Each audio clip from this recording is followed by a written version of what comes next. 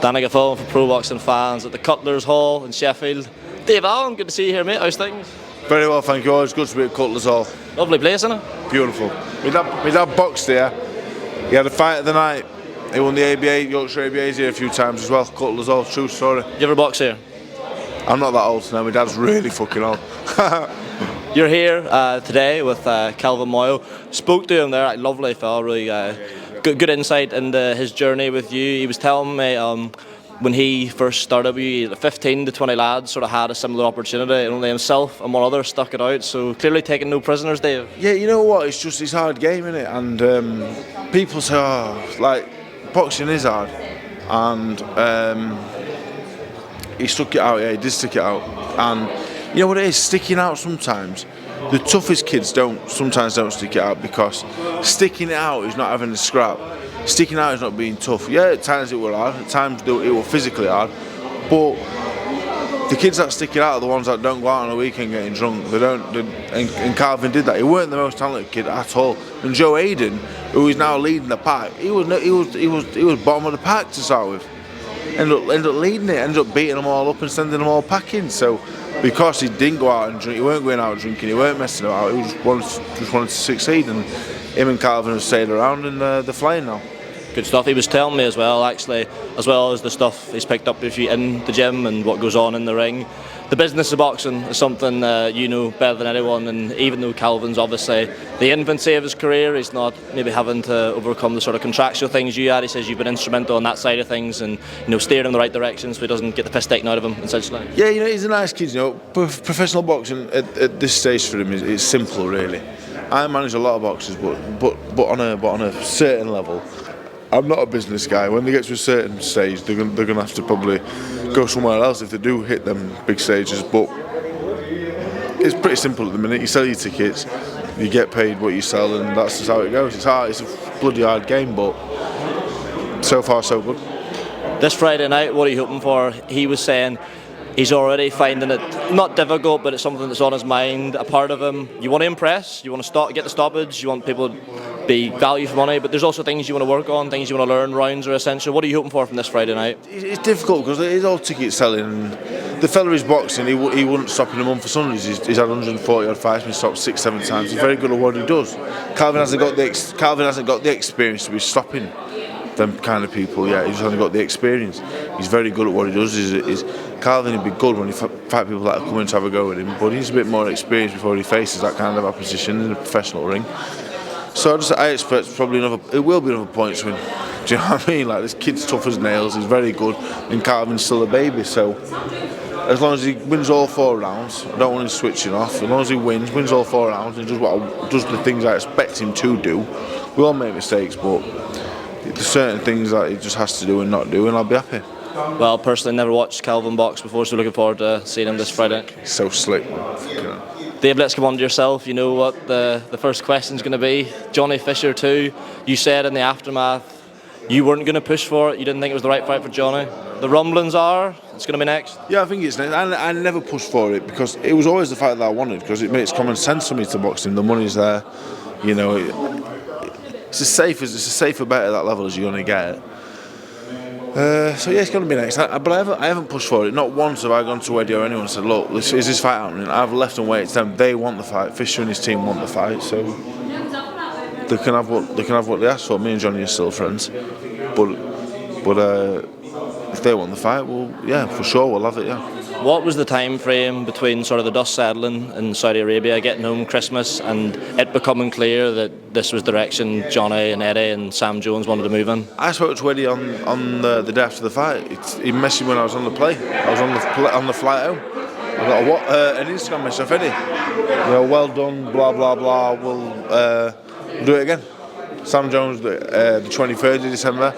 Then it went quiet for about 2 or 3 weeks, and you're thinking, all right, well, they're going to go a different direction. Well, that's fine, I can box someone. I'm not really bothered, I box anybody. And then last week, it became apparent that it was the fight that he wanted. And I said, right, well, make it happen then. In terms of the rematch, that was your first fight at sort of any level in a long time, back in December. The vast majority of people thought you won that fight. You were very close to stopping Johnny. in terms of what's right for Johnny Fisher, do you struggle to see maybe why they've gone straight into a rematch? Yeah, I told him myself I wouldn't do it. I wouldn't if I was you. I wouldn't do it. It's not good.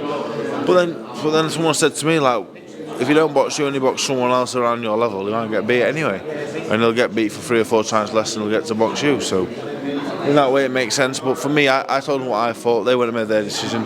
It looks like it's happening, and if so, apparently he's agreed terms anyway. So. Yeah. You mentioned Eddie Hearn there. You and Eddie have had an up and down relationship over the years. I watched one of the videos on your YouTube channel recently, and you just said Eddie's all right. You know, boxing, it is what it is business-wise. In terms of when you look back at all the Daniel Dubois fight that didn't happen was one, to headlining shows. How do you reflect on your sort of journey with Eddie and the big business of boxing as a whole as a result? I first boxed on a matchroom show in 2015, and it's now 2025. Mad, really. So. Eddie's not Eddie. Like, in my opinion, Eddie's a decent bloke overall. But he's a businessman, isn't he? Like, he's what he is. I have no bad feeling for him. After the final belt, the Fisher fight, I went straight over from the side of the ring, and I said, "Look, give me a chance, give me another chance, and all what's happened before, that's been and gone and done. So give me another chance now, whether that's a fight, you know, in Doncaster where I was born, or whether you put me on a few undercards and build me back up, or whether it's a Fisher fight, just give me a chance. Anything that's been and gone before is been and gone. It's done. There's no point crying over spilt milk." So Eddie changed my life. Yeah, there were times where weren't good, but he changed my life overall. So I can't really knock him, can I? Last one on the whole Johnny Fisher stuff, Dave. If the rematch is to be next, what happens? Yeah, I'll knock him out. Yeah, it won't be very pretty, I don't think. Be a little bit more, be a bit fitter, be a bit lighter, and the 10 rounds do me the world of good. So yeah, I think I would go as far as say it's a mismatch. Look forward to it. Dave, while I've got you, always enjoys touching your YouTube channel, your sort of analytical take on the boxing, so just going to pick your brain, a couple of the big fights coming up. Daniel Dubois, Joseph Parker, creeping closer, saw the face-off between them. Seen a bit more needle out of Daniel these days. What's your take on that fight? I think it's a very good fight. Stylistically, Parker's a different task for him than he's had recently. You know, Miller, Hrgovic, Joshua, big strong men, big punchers.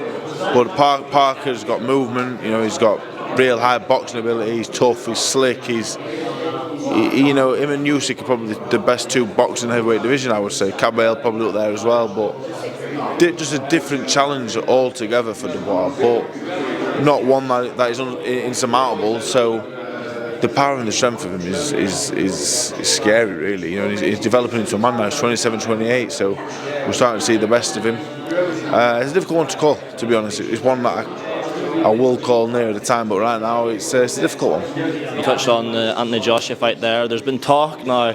If you ask Ben Shalom, he said this fight's done.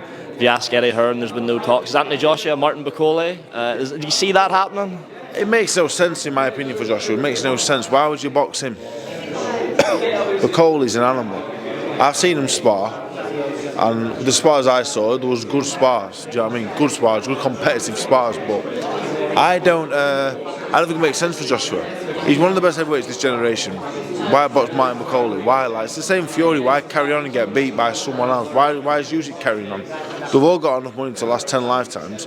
Why keep going on and getting beat and losing and not being remembered as he probably should have been? So if Joshua's continues to fight, Fury or Wilder for me are the 2 for me. You know, they make sense. There's a backstory to it. There'll be crazy exciting fights. I would leave Martin Bakole well alone if I was anybody, to be honest. How do you think he would fare if he does win this final eliminator against F.A. Jagba and fights Dubois? Bakole, that is. Cracking fight, yeah. Obviously, everyone knows Bakole.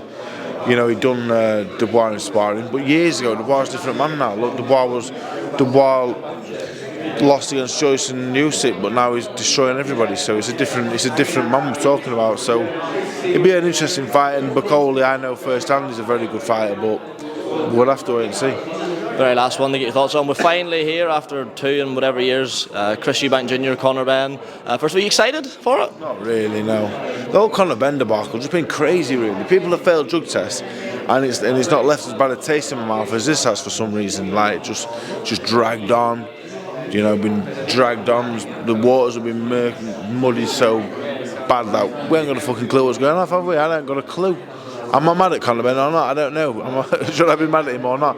I don't really know. It's a mad situation. It's can't really. I don't know. I can't really get up for the fight because the whole Conor Benn situation, I think, just been handled terribly. Really, like people fail drug tests and they're all and they're all. You know what I mean? They're all bad for doing it. Like, it's wrong, but this one, for some reason, like, it's just, I don't know, like, what is going off? None of us know. And he's just like, oh, Conor Benn. And Conor Benn was a lovely kid when I knew him years ago, but I was on the same show, he was a lovely kid. But now it's just like, oh, Conor Benn. Like, what's, do you know what I mean, though? It's just like, oh, Conor Benn, Like, everyone's just like, oh, can't be arsed, because we don't know what's going off. Who do you think wins? Middleweight, Eubank. Dave, I really appreciate you giving me your time. We'll let you go. Please, you got your fighters to get back to. Top man. Thank you very much. Cheers, mate. Appreciate it. Nice one. Thanks, mate. Top man.